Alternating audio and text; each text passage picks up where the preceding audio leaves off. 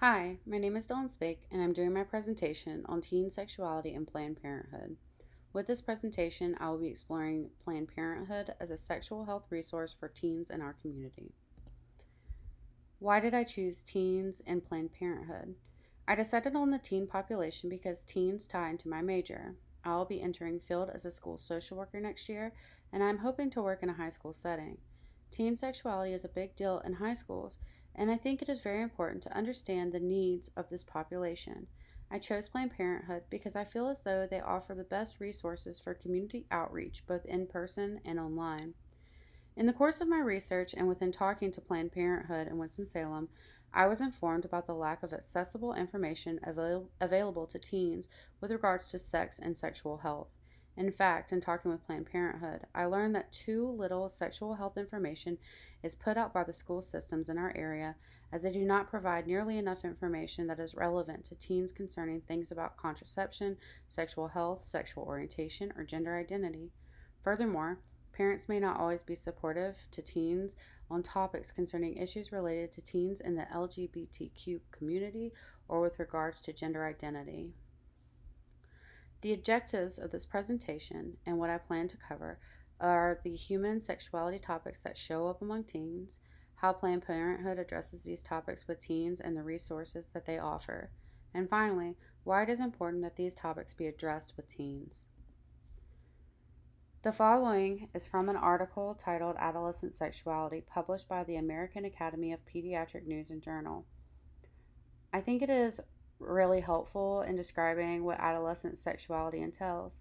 It states that adolescence is a transitional stage of physical, emotional, and cognitive human development occurring before the onset of puberty and ending by adulthood. Sexuality, the expression of interest, orientation, and preference, is a normal part of adolescence. Adolescent sexuality encompasses multiple factors, such as developing intimate partnerships, gender identity, sexual orientation, religion, and culture. According to the CDC, 55% of teens, both male and female, have had sex by the age of 18. I thought it was important to add some additional context from the CDC as per the Planned Parenthood website on some statistics as it concerns to teen sexuality. Virtually all female teens that are sexually experienced have used some form of contraceptive.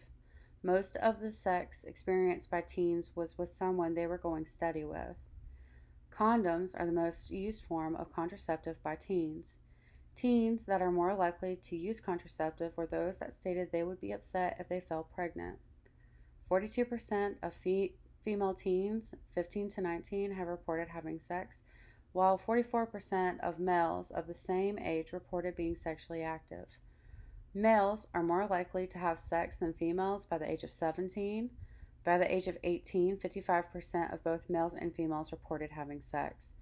The two most common reasons why teens that had not had sex reported not having sex were because of religious or moral reasons, or not having found the right person yet. Human sexuality topics in the teenage population. According to Planned Parenthood website, the following are the most important topics that teens need addressing: sex, preventing STDs and pregnancy, puberty, going to the doctor about sexual health, relationships, bullying, safety and privacy, LGBTQ, all about sex, gender, and gender identity, sexual orientation, and videos and games. Of all of these topics can be found on the Planned Parenthood website and are great resources for anyone interested in exploring these areas further.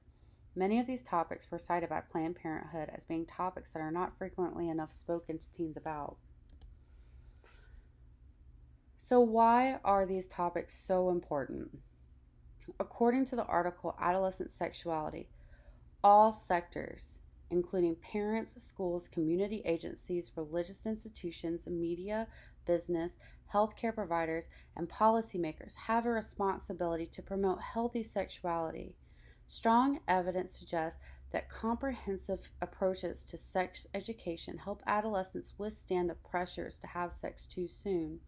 This approach encompasses education about all aspects of sexuality, dating and relationships, decision making, communication, birth control methods, STIs, and pregnancy prevention. Comprehensive sexual education also encourages adolescents to cultivate healthy, responsible, and mutually protective relationships whenever they decide to become sexually active. According to Planned Parenthood, few adolescents today have any formal education in a school setting when it comes to sexual health. Why is Planned Parenthood important in our area? Given the fact that schools are not doing enough to teach teens about sex, as well as some caregivers, parents, and or guardians not doing enough to address sexual health, Planned Parenthood is as important as ever in helping provide information to teens. In our area specifically, according to the Winston-Salem Planned Parenthood, due to its location in a conservative leaning area, Planned Parenthood is not totally accessible to teens in our area for face to face appointments, even though they are offered. Topics deemed especially important include those addressing contraception, STIs, the LGBTQ population, and gender identity because they are not something that is discussed very much, if at all, leaving some teens in a very precarious position of not knowing a plethora of vital information. Due to these facts, Planned Parenthood relies heavily on its online material. It allows teens some anonymity when exploring topics regarding sex in a setting that may be more comfortable to them than asking an adult. How Planned Parenthood works to address these topics.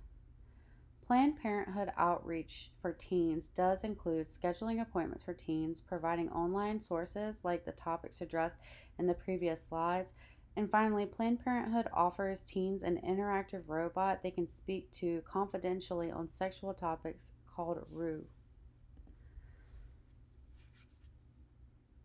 In conclusion, what I learned from my research about teen sexual health and Planned Parenthood is not a single pressing issue that is not of concern, but a much larger issue that is playing a part in our area, a lack of sex education across many areas. This is an issue that Planned Parenthood is working diligently to address in the best way they can, mostly through online outreach and advocating for better sexual education. I hope you enjoyed my presentation. Thank you for watching.